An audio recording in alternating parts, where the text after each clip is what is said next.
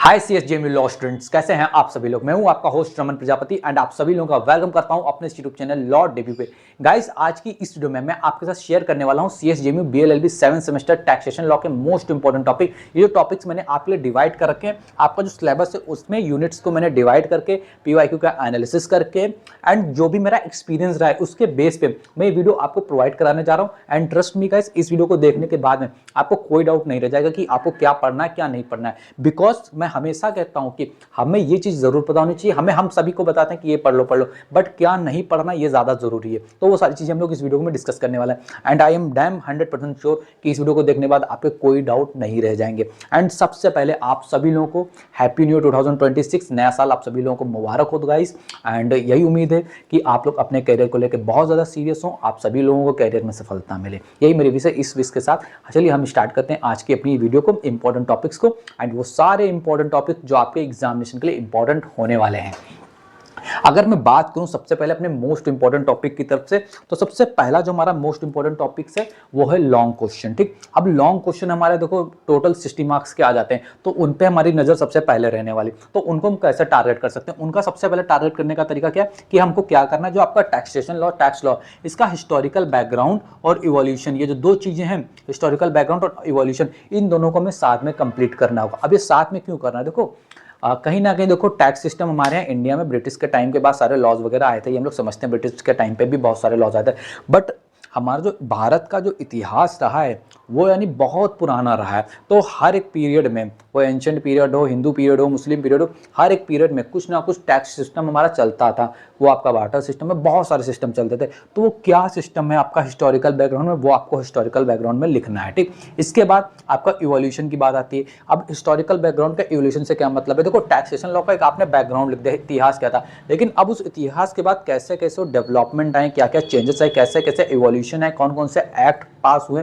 वो इवोल्यूशन आपको लिखना है। एंड इन दोनों को मिला के आपका एक लॉन्ग क्वेश्चन आ सकता है इस बार एग्जाम में, तो इस चीज को ध्यान रखना, इंपॉर्टेंट टॉपिक है आपके लिए। ठीक, फिर इसके बाद हमारे पास आता है मीनिंग एंड डिफिनेशन। अब आपको टैक्स जो आपका टैक्सेशन लॉ है, अब जाहिर सी बात जिस लॉ को पढ़ रहे हो उसके अर्थ को पता होना चाहिए, उसकी परिभाषा को पता होना चाहिए। तो टैक्सेशन लॉ की परिभाषा का टैक्स की क्या डिफिनेशन है, क्या मीनिंग है, क्या अर्थ है, इसको आपको पता कर लेना।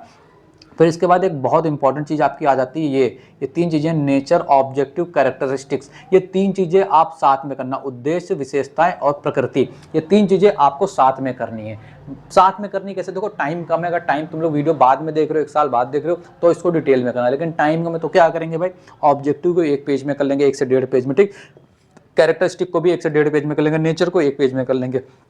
इससे होगा क्या, अब कोई भी क्वेश्चन आएगा कहीं ना कहीं कुछ कुछ चीजें हमारी सिमिलर हम लोगों को देखने को मिल जाएंगी।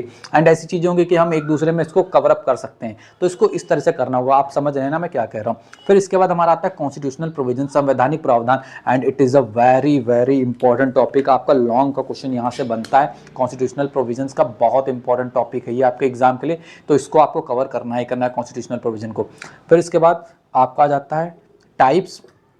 अब टैक्सेशन लॉ के कितने टाइप्स होते हैं, ये बहुत इंपॉर्टेंट टॉपिक्स आ जाता है। टैक्सेशन लॉ के कितने टाइप्स होते हैं, यहां से आपका डायरेक्ट लॉन्ग एंड शॉर्ट दोनों क्वेश्चंस आपके आ सकते हैं। कैसे? देखो आपके टैक्सेशन लॉ को अगर मैं मेजर पार्ट में डिवाइड करूं, एक आपका डायरेक्ट टैक्स, एक आपका इनडायरेक्ट टैक्स। ये जो आपका पूरा सब्जेक्ट है, पूरा सब्जेक्ट जो कवर अप होगा, आपकी जो सेकंड यूनिट कवर अप होने वाली, वो इनडायरेक्ट टैक्स यानी आपकी जो इनकम टैक्स वगैरह होती है उसके ऊपर आपकी फोकस होने वाली, जो कि बहुत इंपॉर्टेंट है। बट हमें क्या करना, सबसे पहले डायरेक्ट टैक्स के बारे में पता करना, डायरेक्ट टैक्स क्या होता है, इसके डायरेक्ट टैक्स के अंदर कौन कौन से टैक्सेस आते हैं ये हमें पता होना चाहिए। सेम से इनडायरेक्ट टैक्स कौन कौन से होते हैं, इनडायरेक्ट टैक्स के अंदर कौन कौन से टैक्सेस आते हैं, उनके बारे में भी पता कर लेना कि कौन कौन सी चीजें आती हैं।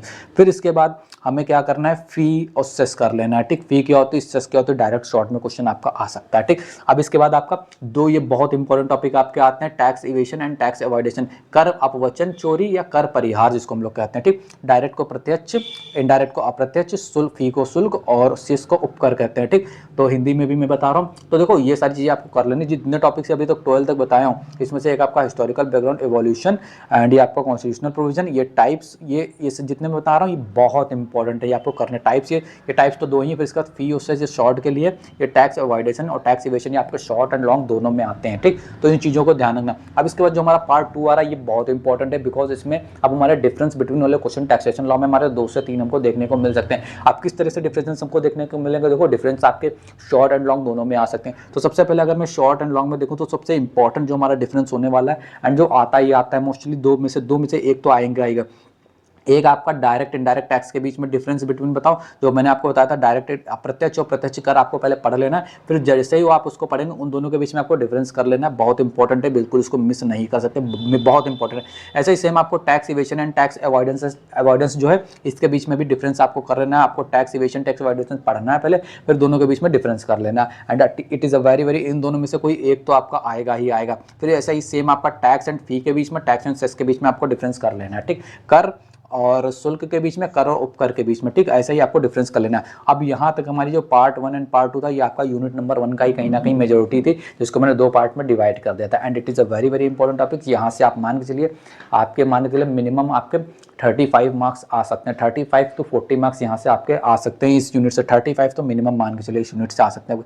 अब ये जो हमारी यूनिट है पार्ट नंबर 3, ये आपकी 50% सिलेबस यहाँ से आ सकता है। अगर क्वेश्चन यहाँ से बनाने चाहें तो कई सारे क्वेश्चन आपके यहाँ से आ सकते हैं। मिनिमम 2 लॉन्ग एंड मिनिमम 2 से 3 शॉर्ट यहाँ से आ सकते हैं, मान के चलो। इस यूनिट से बहुत इंपॉर्टेंट यूनिट होने वाली, तो ध्यान से सुनना। वीडियो स्किप कर रहे हो तो तुम्हारी गलती है, मेरी कोई रिस्पॉन्सिबिलिटी नहीं है। ठीक, अब हमें क्या करना है, इनकम क्या होती है, आय, जिसको हम लोग आय के, अब आय क्या होती है उसकी डिफिनेशन हमें पता होना चाहिए। डिफिनेशन नहीं, परिभाषा, उसकी मीनिंग।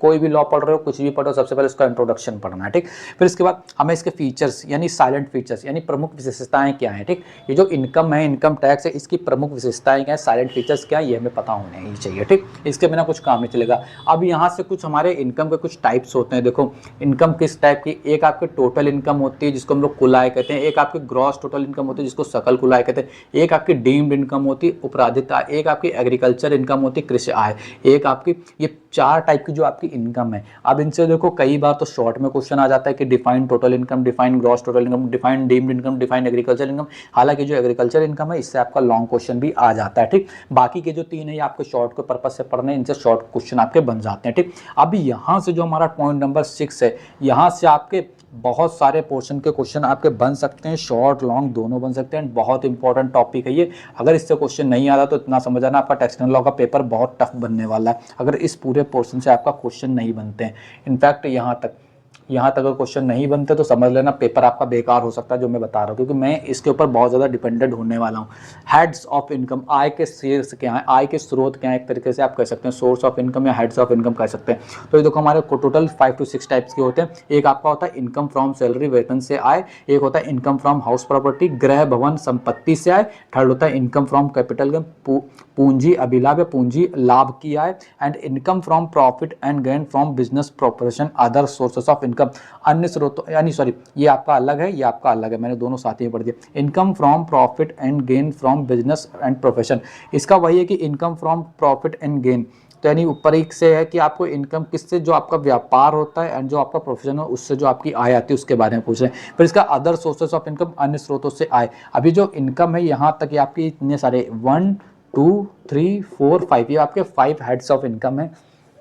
मजाक नहीं कर रहा हूँ, हो सकता है डायरेक्ट आपसे क्वेश्चन पूछ ले डिफाइन हेड्स ऑफ इनकम, या आपको डिफाइन करना है, या इन दोनों में से कोई भी, इन पांचों में से कोई एक टॉपिक से भी आपको लॉन्ग क्वेश्चन पूछा जा सकता है। याद रखना, कह देगा define income from capital gain, या कहेगा पहले डिफाइन करो इनकम को, साइलेंट फीचर होता है, and define income from house property. इस तरह से कंबाइन करके भी क्वेश्चन दे सकता है। तो ये मेजर पार्ट आप बिल्कुल लीव नहीं कर सकते हैं, इसको आप बिल्कुल शॉर्ट में डिस्कस नहीं कर सकते हैं। हाँ समय कम है, फिर भी आपको 1.5 पेजेस एटलीस्ट हर एक टॉपिक पे आपको देने।